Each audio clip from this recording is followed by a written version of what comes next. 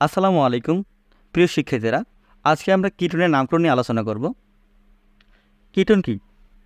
Ketone হলো একটি carbonyl গ্রুপের সাথে দুটি অ্যালকাইল গ্রুপ, অথবা একটি অ্যালকাইল গ্রুপ ও একটি অ্যারাল গ্রুপ, অথবা দুটি অ্যারাল গ্রুপ যুক্ত হয়ে যে যৌগ উৎপন্ন করে তাকেই আমরা কিটোন বলি। চলো আমরা এখন কিটোনের নামকরণ নিয়ে আলোচনা করব।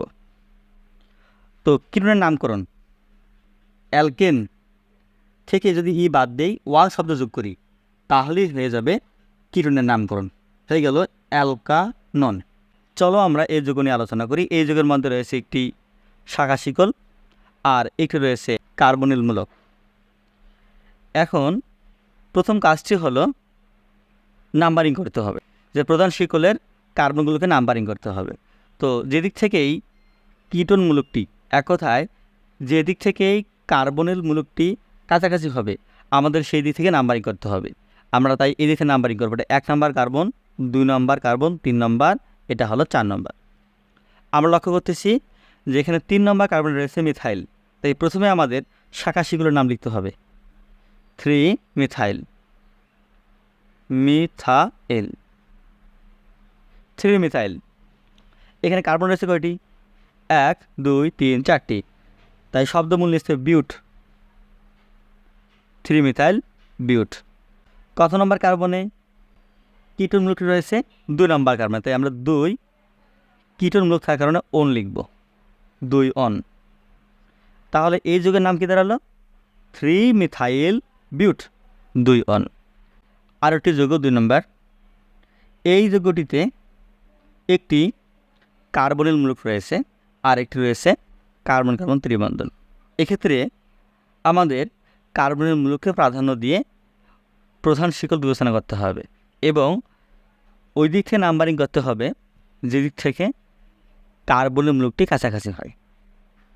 তো আমরা যদি এদিক থেকে নাম্বারিং করি 1 2 3, 3 নাম্বারের পরে কার্বনিল মূলকটি, আর যদি এদিকে করি 1 2 3, এদিক থেকে করলেও 3 নম্বর কার্বনের পরে কার্বনিল মূলকটি সমান দূরত্বে পড়ে।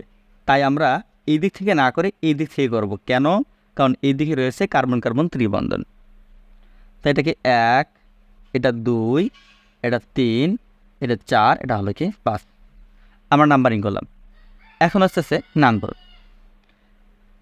শব্দমূল ছিল কি? 5টি কার্বন, শব্দমূল হলো পেন্ট। 1 নম্বর কার্বন ছিল ত্রিবন্ধন, তাই 1 দিয়ে আইন। আর 3 নম্বর কার্বন ছিল কার্বনিল মূলক, তাই আমরা দেব 3 অন। তাহলে এই যৌগের নাম কি হলো? পেন্ট 1 আইন 3 অন। আবার আরেকটি যৌগ। তো আমরা খেয়াল করে দেখব, এই যৌগের মধ্যে একটা শাখা শিকল রয়েছে আর একটি কার্বন কার্বন দ্বিবন্ধন রয়েছে, আর কি রয়েছে? একটি কার্বন গ্রুপ রয়েছে।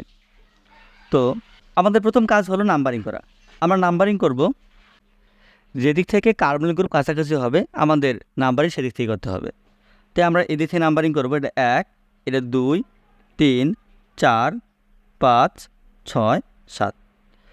এখন 5 নম্বর কার্বনে রয়েছে মিথাইল গ্রুপ, তাই লিখবো 5 মিথাইল, 5 মিথাইল।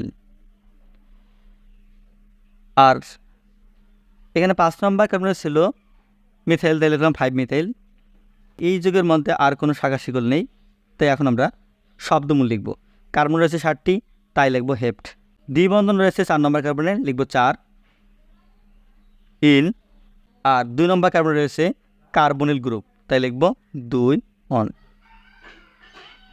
আমাদের মনে রাখতে হবে এখানে কার্বন কার্বন দ্বিবন্ধন এবং কার্বনিল গ্রুপের মধ্যে কার্বনিল গ্রুপটি এখানে প্রধান কার্যকরী মূলক। খেয়াল করলে দেখব এই যৌগের মধ্যে 2টি রয়েছে কার্বনিল গ্রুপ, 1টি 2টি, আর শাখা শিকল রয়েছে 2টি, 1টি 2টি। এখন আমাদের প্রথম কাজটা হলো নাম্বারিং করা। আমরা কোন দিক থেকে নাম্বারিং করব? যেই দিক থেকে কার্বনিল গ্রুপটি কাছাকাছি হবে, আমাদের সেই দিক থেকে নাম্বারিং করতে হবে।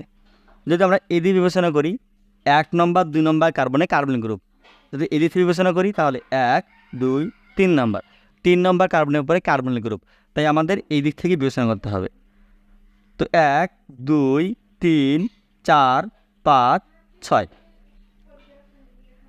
এখানে প্রথম কাজটি হলো শাখা শিকলের অবস্থার সূচক নাম্বার সহ প্রতিস্থাপকের নাম লেখা। 3 নম্বর কার্বনে রয়েছে ইথাইল, 5 নম্বর কার্বনে রয়েছে মিথাইল। আমরা প্রথমে ইথাইল লিখব, কারণ ইংরেজি বর্ণমালার ক্রম অনুসারে প্রথমে ইথাইল উচ্চারিত হয়, তাই আমরা ইথাইল লিখব। 3 ইথাইল, 3 ইথাইল, 5 মিথাইল,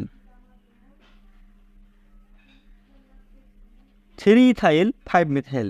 শব্দমূল হেক্স, শব্দমূল হলো হেক্স। 2 নম্বর কার্বন আর 4 নম্বর কার্বন, 2 4, 2টি কিটোন রয়েছে, তাই আমরা লিখব ডাই অন। তাহলে এই যুগের নাম হলো 3 ethyl 5 methyl hex 2 4 dione. আমাদের সামনে আরও একটি যৌগ আমরা খেয়াল করতেছি। তো এই যুগে 2টি রয়েছে কার্বনিল মূলক, আর একটি রয়েছে ইথাইল, একটা হলো মিথাইল। এগুলো হলো শাখা শিকল। এখানে কার্বনিল মূলক যেদিক থেকে কাছাকাছি হবে আমাদের সেদিক থেকে নাম্বারিং করতে হবে, তাই আমরা বাম দিক থেকে নাম্বারিং শুরু করব। 1 2 3 4 5 6 7। এখানে 5 নম্বর কার্বন রয়েছে মিথাইল, 4 নম্বর কার্বন রয়েছে ইথাইল, তাই লিখব 4 ইথাইল, 4 ইথাইল, 5 মিথাইল। মূল শব্দমূল ছিল 7, এজন্য হেপ্ট। এখানে 2টি রয়েছে কার্বন মূলক, তাই আমরা লিখব 2 3 ডাই অল। ভিডিওটি শেষ পর্যন্ত দেখার জন্য সবাইকে আন্তরিকভাবে ধন্যবাদ।